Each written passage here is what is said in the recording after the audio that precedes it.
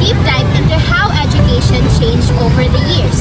From learning styles, environment, learning methods, we will compare and contrast students of two different generations approach education. As a student of Negros Oriental State University College of Teacher Education, my task is to gather and compare insights of educational experiences from both perspectives. So what are you waiting for? Let's go!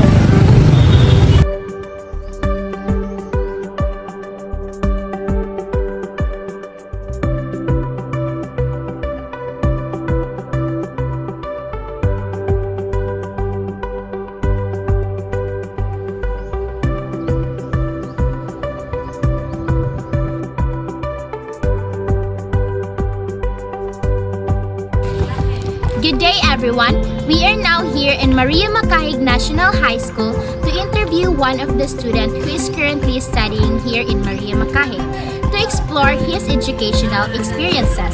Good morning, sir. Good morning, ma'am. I am Jelfa Perez Teves and I am from Negros Oriental State University Main Campus 1. Today, I am going to be your interviewer and we are going to talk about your educational experiences. So before we begin, can you share us something about yourself? Hello, everyone. My name is Recon J. Aliabo and I am 16 years old and I am currently studying here in Maria Macahig National High School as a grade 10 student. So sir, as a grade 10 student, kumusta mang atong estudyanteng kinabuhi karon? Okay raman. Are there projects or exams nga padulong? Usahay Nay exams nga padulong? naa. So, since na may exams nga padulong, as a student, unsay imong learning method or kanang way nimo para makatuon ka dayon? Mata ko o sayo makadlawad parang walay disturbo hindi mo kaayo. Gani, same takas because in midnight, ang ato ang mind is fresh pa, no?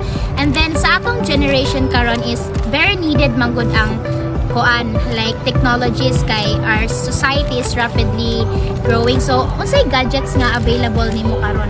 Cellphone. So, as a student, sir, unsay tabang sa cellphone nimo karon?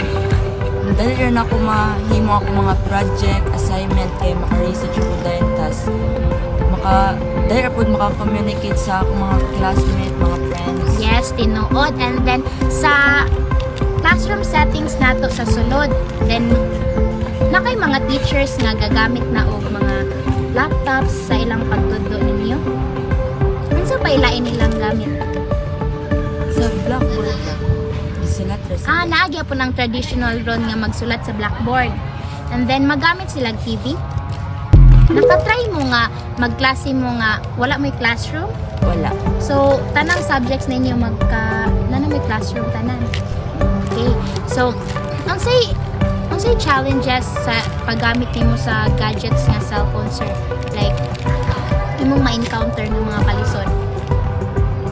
Like, anong usahay manggod ka nang maglain og panahon. Wala kay internet, usahay pud wa tay load, so nang di ka kakuan sa atong mga assignments. Since gahisgot man kaog ka ng like galain ng panahon, so mag-ulan, unsay gamit sa cellphone if dili makamit face to face? Like, maka-message ra ka sa inyong mga kuan, example, mga kagrupo nimo parang Sa mga buluhaton. Yes. So for your last question, sir, since nabilong man kakaron nga generation, younger generation niya, ang atong technologies kay nagkadaghan, unsay masulti nimo sa panahon sa una nga gaskwela ang atong mga mamagpapa nga walay nagamit nga technologies ug sa kanang karon ninyo? like kanang among generation karon kay naa naman may daghang magamit like cellphones, laptop, ug uban dira nga matabang sa mga project kay sayon ragud kaayo nang dali ragud kayo compare sa una kay kuan magud na kuanan magud kung mama sa una ay bisag karon niya istoryahan ko niya unsa kalisod kung walay mga cellphone sa una. Gamit no, walay cellphone magamit sa una ang atong parents. So kana ra tanan, sir, thank you so much for spending your time sa kani nga interview. This will help sa project nako sa TTL. Thank you so much, sir.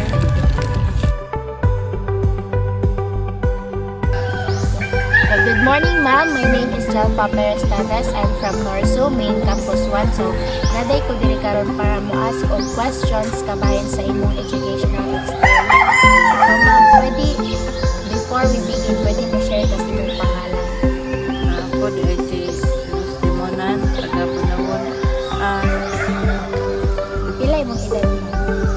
23 years old.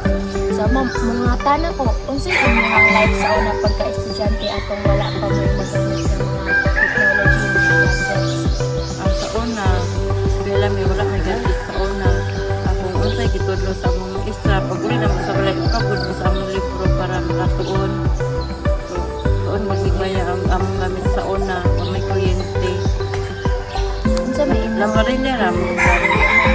Nga, sa una, if yung klase mo, ma'am, na mo yung mga classroom na magamit ra. Naharap po.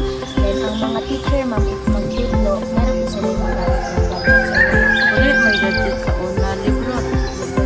So, maura ka kung questions lang. Thank you kayo sa pag-spend sa inyong time sa mga interview na katabang niyo sa aking project. Thank you, ma'am. Thank you po. Students from two different generations learning styles.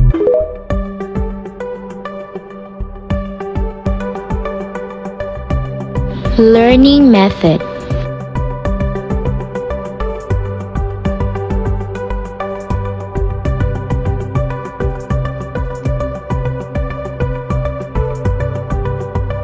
Learning environment.